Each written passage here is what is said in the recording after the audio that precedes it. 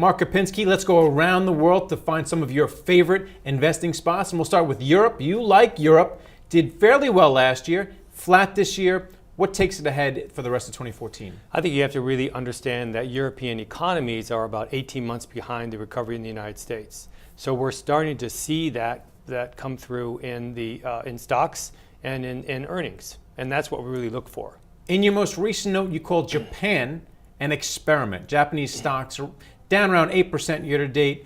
How does this experiment, I guess you're referring to Abenomics, turn out?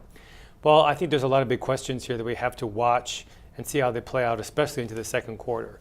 So Japan had a supplementary budget last year that's going off at the end of March.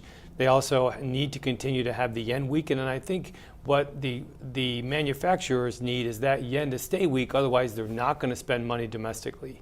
We're starting to see wages rise a little bit, but we're talking about really small numbers. So I think Japan is still a place that we just got to watch, but it's not done yet. And with regard to China, what are you watching there? Because when I watch China, I see a whole lot of data saying that it's slowing down. Well, the data is really skewed because of Chinese New Year right now. So I think the numbers that we saw most recently, especially on the export and the import number, are actually up slightly year on year. They're not actually down from a 2-month perspective. So we just had to see how the Chinese economy continues to get over its hump. So if China's in a better spot than people think, what does that mean for the rest of the emerging markets? Emerging is very mixed bag this year. I think people are hiding. So like they're hiding in places like Indonesia, which has done very well, the Philippines, which has done very well, and kind of smaller markets, because Brazil continues to be a little dodgy. Interest rates need to come up. They need to protect their currency. Russia is like nobody's there, and that's a big market. People used to buy a lot of stocks there.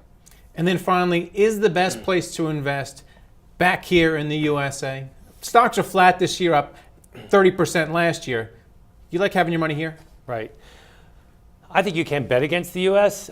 I think Europe will outperform the United States this year, just because of the fact that it's 18 months behind from a recovery perspective. But longer term, the U.S. has a lot of very positive factors going for it. That being demographics, the energy sector, and last but not least, we have we're cheap. We're cheap relative to the world. We're a manufacturing base. We're cheaper. I understand that very well. Thanks a lot, Mark Kopinski. I'm a cheap guy.